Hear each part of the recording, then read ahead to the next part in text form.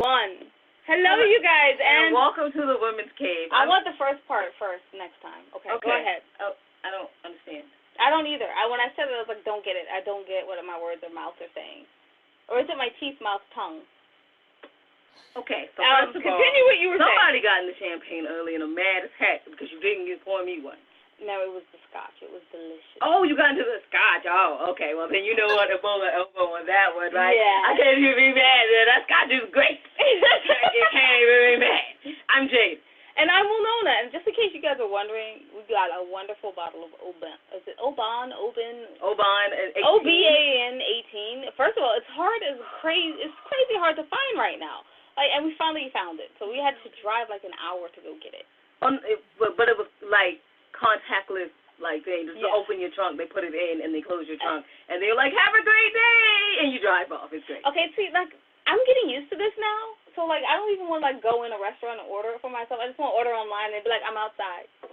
Bring it out. Well, I think it's because one of our favorite restaurants this week, like they didn't open the inside, but they finally opened just in general. And then they're like, "Hey, you can get your drinks to go as long as you don't drink them in the car. Like, so the cop pulls you over, you can't have a straw in it, whatever." So obviously, we were like absolutely on it. We had a tray, a carrier tray in the back. We just popped the trunk and they just put them in. Yes. It was so. It was my food. I tell you this week I was just like, this is great. I love this. Like I want to see the people that work there, but not. Well, not so much. No. We're like the like a hyperactive modern version of the Powerpuff Girls. That's kind of what I'm sensing, right? Yeah. I love it so much. Okay, so let me talk about our books so we can get on with our guests, right? So we have wonderful books. The And I Thought series, And I Thought Divorce Was Bad with Other Life Lessons, and I Thought Being Grown Up Was Easy. Both of them, well, one of them right now. The first one is available on Audible, and the second one will be out soon. Y'all, I just designed the cover art for And I Thought Being Grown Up Was Easy. I am so happy. And we felt weird, right? Because Joe did such a great job that we were laughing at our own jokes that we put in our book. We were like, does that make us so narcissistic? Does that make us sad? Because you can't laugh at your own jokes, right? But I did anyway. She did such a great job. So y'all just hang in there. Probably a few more weeks. It'll be out. And then there's the rest of the And I Thought series, and we also are the authors of the Misfit Guide series and the poetry book. If Only I Were Me, only available on BarnesandNoble.com. And then we are the co-founders of the 25 Hottest Indie Authors, Artists, and Advocate magazine. You can check that out. It's 196 pages this year, so yeah, a lot to read. And everything your ladies are doing on www.andwethought.com. I took up way too much time talking about my liquor today, my bad. Yeah. But you're not here to hear about us. You're here to hear about wonderful guests. Wonderful guests, would you like to introduce yourself? Well, hi, ladies. My name is Aida Mandic. I'm the CEO of SearchKey. It's an education technology platform and database. And we seek to equip students with the necessary tools and resources so that they can achieve their academic and financial goals and make them a reality. And we offer over $500 million in funds information, ranging from scholarships and awards to fellowships and grants. We have over 50 categories. Cups, bowls, hackathons, competitions, leadership seminars, you name it, we got it. It's a one-stop shop. And we have revolutionary templates that allow you to save all of your information for a lifetime. We specifically also cater to international students, women, and minorities, because on a lot of scholarship websites, those groups are not represented enough. And another thing, I grew up all over the world. I actually used to be a refugee and an immigrant. And I was born in Bosnia and Herzegovina. And I lived in Croatia, a refugee camp in the Czech Republic, Paris, France, Malaysia, and then I relocated to the United States at the ripe old age of 7. Yeah,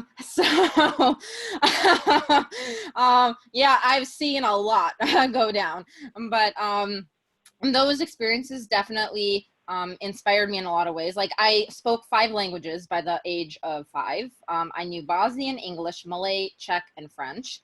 And I learned those languages not because, hey, this is cool, but it was more a question of survival, really. Because you have to, you're always the new kid in town, you're the outsider, you gotta blend in somehow, because otherwise you're just not gonna survive in any environment. And that led me, that whole experience, to become like a critical thinker. And that's something that I talk about in my book.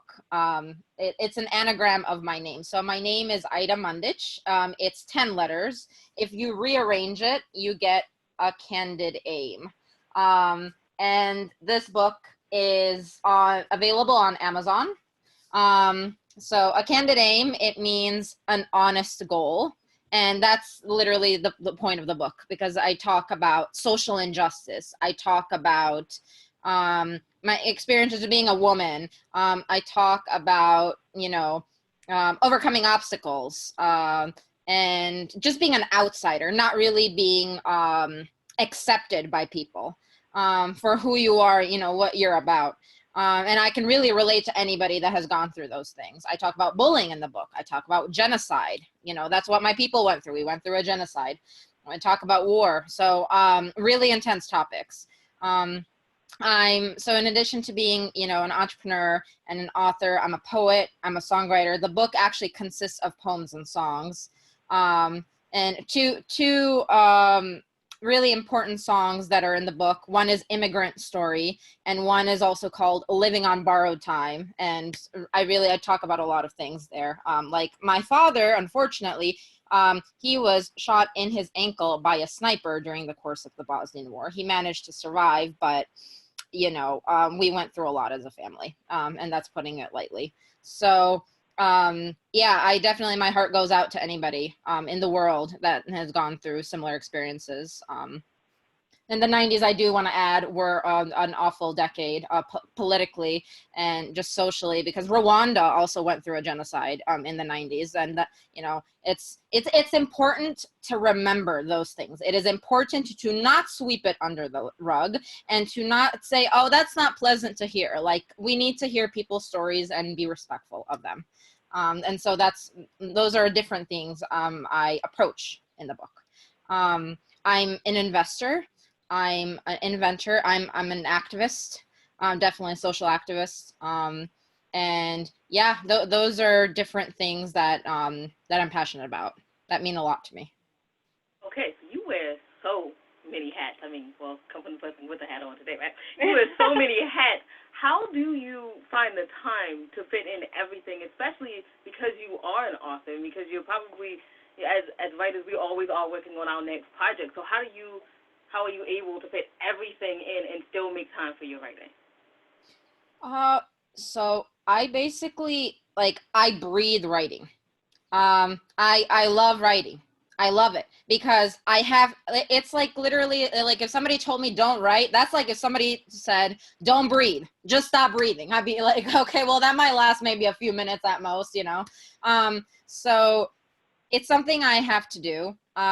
It's in my blood, literally. But what I do is, I do in my free time, I do it like literally if I've got 5 minutes to spare, like, okay, I'm like going through the day. If you can have time to put on your shoes and you can have time to, talk to somebody, you can have time to write. You just like scribble, you're in your car, you can write some notes. If you're looking, just looking in some direction, like I can write full sentences and everything within like the span of a few seconds. I can write a lot. Like I've gotten to experience, for example, what it means to have, like, I wrote 250 pages in 2 hours. And I didn't sit down and say, I'm going to write this many pages in 2 hours. It was literally, I felt very emotional. I was very upset by a few things that were happening to me at the time. And I just sat down, and instead of crying my eyes out, I just wrote and I wrote and I wrote. And so, I credit things like that. Like, for example, creativity, I really think is a very personal experience. I think the more emotionally invested you are in it, the more likely you are to come up with something that's going to get to people. But like, in terms of, a discipline and like finding the amount of hours in a day, I would say I'm just like a very scheduled person. I organize things. I have, oh my God, you should see my to-do lists. Like no, they're just ridiculous. I'm just like checking off. I'm like, when I get into things, I'm like a marathon trainer. I'm just like, okay, I'm this and this and this and this and this. And it's all linked to emotions. You got to have motivation. I think like the most successful people, the most driven people, I think it's all emotion. And like in society, people say, oh, don't get emotional. Don't talk about your emotions. You're supposed to be ashamed of your emotions. I don't agree with that. I don't respect it. Like actually, I think that they're an important driving force behind our actions. And I think if you use them properly, they can really help you do wonders, you know? So, and some of like the most amazing chess players in the world have actually credited emotions as helping them be intuitive. That's something we like to forget. Like you need intuition to make amazing things happen. So what medium, you do poetry and songwriting as well. So what medium do you feel best gets your message across for the social and your social message? I'm sorry, I had better words. I definitely had better words for that, and then all of a sudden they just left as soon as my mouth opened. No worries. So I like how natural you are, by the way. I respect that a lot. So I would say they're about the same, really. Poetry and songwriting, and like in terms of which one's easier for me to do, I would say they're about within the same range. I've written a lot of poems that can be converted into songs. That's like the really fun and interesting aspect about, poetry. Like people like say, oh, poetry, like who really cares about that? It's all about, songs. But that's not necessarily true because, if you look at, like she's one of my favorites, like Lana Del Rey, she's a poet. So, and like Jewel, and then they're in two different categories. They do not sing the same kind of music at all. Like when you listen to their voices too, they're just totally different. But they're in their own group. And like something a lot of people don't like, Tupac, he was a poet. The rose that grew from concrete. Like I really recommend that book. It's actually one of my favorites. I cried my eyes out, I will say, when I read that. But there are a lot of amazing songwriters and singers who use their poetry as like a template, I would call it, to really like emphasize their music. So yeah, I would say they go hand in hand. And I see that you've done the same with your writing. So we kind of did the same with our writing. Yeah. Oh, yeah, and we forgot, y'all. I'm sorry. I have to go back and I have to talk about us. I'm feeling like narcissist is good. We forgot to say our tagline, though. It was, we write literary life guides with pop poetry. Okay, a.k.a. our books. Okay, I forgot to say at the beginning. I had to just remember. Okay. Yeah, thank you for putting that in there. So what you were saying a little bit about us was we write literary life guides. Our first book was about mostly about getting over a domestic abuse relationship or having abuse in your life, and then trying to transform it and being healthy in your own thoughts again. So, like, we actually hit on a social meaning, a social topic that we did not think about, but other people thought about it for us.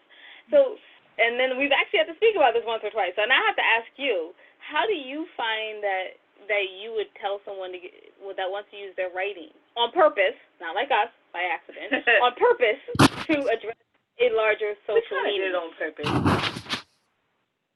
Kind of. We were writing about our stories. Yeah. Well, yeah, that's a great question. I think that it's important to do research before you put anything out there. You want to look at statistics. You want to see how prevalent it is. You want to look up so whatever, social justice issue it is, or, just a social problem. I think it's really important to look at, for example, the way people have been emotionally impacted by it. Look at the emotions. It's not always, not every social issue produces the same emotions. And so you want to look at that. And then you want to look at also publications that have been published about those issues, and then and look at like maybe different centuries or different decades. Hopefully it hasn't been around for centuries. I gotta say that right now. But if it has, you wanna point that out maybe in your writing and say like, for God's sakes, are we gonna do something about this, people? Because I've just had it like up to here. I'm just like, we gotta stop. And it's good to, I think, show irritation. I think it's good to be politically incorrect. I think it's good to sometimes even like shove it in their face, like, wait a minute, do you think this is okay? Because like if you keep ignoring this and like I said, like sweeping it under the rug, where are we going to get to with this? Where are we going to get? How many more people have to suffer, and how many more lives have to be impacted by the same thing repeated over and over again? It gets to be boring. Like, really, it's time for a change. So I think also phrases. You should look up certain phrases that people have used, and then really use those phrases and repeat them. Have like a rhythm or something to it in the writing. I think those are like really important things to consider. You want to have a checklist. Honestly, you got to make a checklist. Any good leader has got to have a checklist, and you just go through that like. I love it. I love the checklist. I think I'm gonna have to start writing a checklist, y'all. Oh no. I really love my checklist. Jade is the organization side of our actual enterprise. No, thank you so much. You just made my life so much more difficult. Thanks. She means that in a good way, though. I know. Seriously. It will definitely improve, and the next time you decide to write on a social issue, it will definitely be more about the impact.